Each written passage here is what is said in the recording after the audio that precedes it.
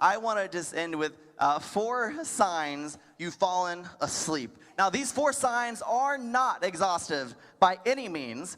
It's just what I was thinking of as I was preparing for this. So I want to challenge you when you're at lunch today and you're spending time with your family or friends or talking and thinking about this throughout the week, because I know that's how you treat Sunday morning sermons. You talk about them, you think about them all week long. So I want to challenge you, come up with 4 more signs that you've fallen asleep just throughout the week. But here are some of mine, all right? Number 1, it's all about Sunday. Your Christian life becomes all about Sunday. You've fallen into a Sunday morning prayer life, and you don't think about God Monday through Saturday. Sunday morning is when I do my Jesus thing. That's when I'm actively engaged in my Christian walk. And on Monday through Saturday, I'm still a Christian, but I'm not thinking about it. It's not an active part of my life. And listen, none of us do this intentionally.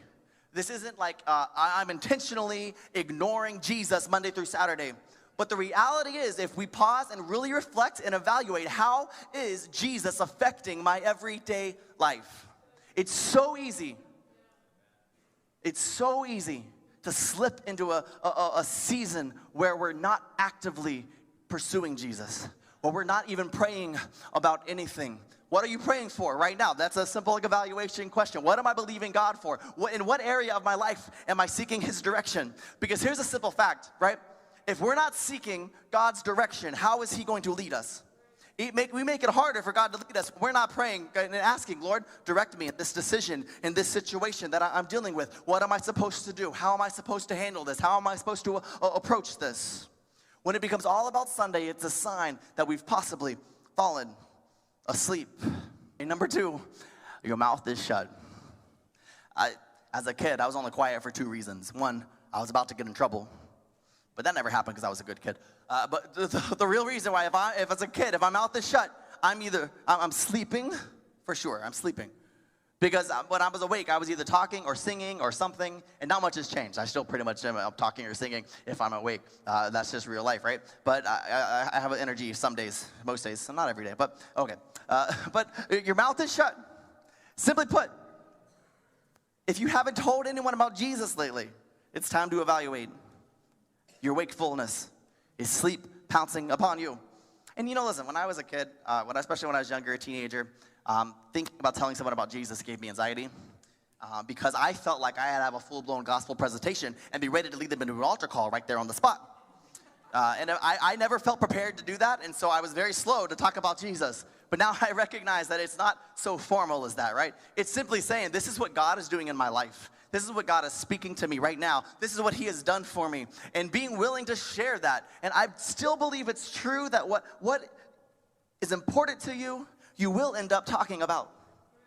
When you have that fresh revelation of God, you're going to talk about it. It's going to come out around your Christian friends, your non-Christian friends. You can't help yourself. It's going to come out. And when you're in seasons where you don't have that fresh revelation, it's a little bit harder. I'm going to be honest. It takes a little more intentionality. However, when we're open and we're looking and we're still believing that we can hear the voice of the Holy Spirit, right? He can still use us and lead us and guide us, and we can share and remind ourselves what God has done in our lives in the past and historically. And sometimes I think the biggest reason we're supposed to share our faith is not because it does something in the lives of other people, but it does something in us. It stirs us up as we remember who God is and what He's done in our lives. It reignites our faith to believe that what He's done in the past, He can do again. Can somebody give the Lord praise this morning? Come on, God is so good. Third potential sign that you're falling asleep, you don't like what pastor's cooking. And I don't know if you guys have ever experienced this, or maybe you've said this. It's like, I'm not receiving anything from the service. And if you're here this morning, you're not receiving anything from this, I'm sorry. That's okay, though. We're still going to love you, and I'm still going to preach. But you're not receiving anything from service. And sometimes there's something in me that wants to look at people and just be like, you don't like what pastor's cooking? Well, when I was a kid, I didn't like what my mom was cooking, but I still ate it because she made me. We had some interesting conversations at dinner when I didn't want to eat dinner, and she made me eat it. But as I've grown, as I've matured, right, I begin to feed myself. And there's value in making sure you're in the right place, that the church, what they believe in is what you believe in. And I'm not saying, I'm not trying to pick on people who are trying to find the right place. But when you've been going to a place for years and all of a sudden it's dried up and you're not receiving anything from it, our natural instinct is to blame the church.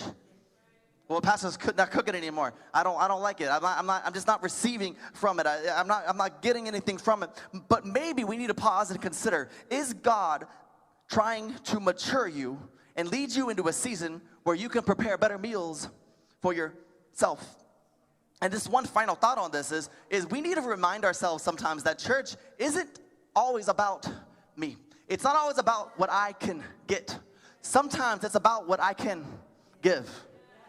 I promise you, there's someone here today who is discouraged, who you could pray with, you could encourage, you could give a compliment or a smile, a hug. Somebody here needs something from you. There's been moments in my life where it's dried up. I'm not hearing anything from God. So you know what? I'll go and ask my buddy, hey, what's God been speaking to you lately? Is he giving you a meal that you can share with me? Because we're one body. We're in this thing together. We're not alone. And when we come to church and it's all about what I can get, we need to pause. All right. What has God given me that I can give? Final potential sign. We've fallen asleep. The "this is my life" attitude. I hear people all the time, I do what I want.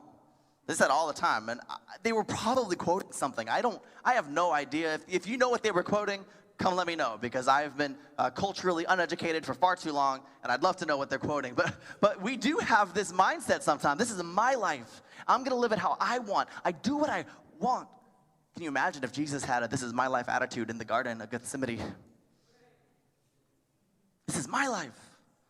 Maybe you're here, and it's been a long time since you've done something that was self-sacrificial, since you've put someone else's needs above your own needs, since you've paused and allowed God to interrupt your life rather than ignoring his voice so that you can do what you've planned to do. You know, it's not your life if Jesus is Lord.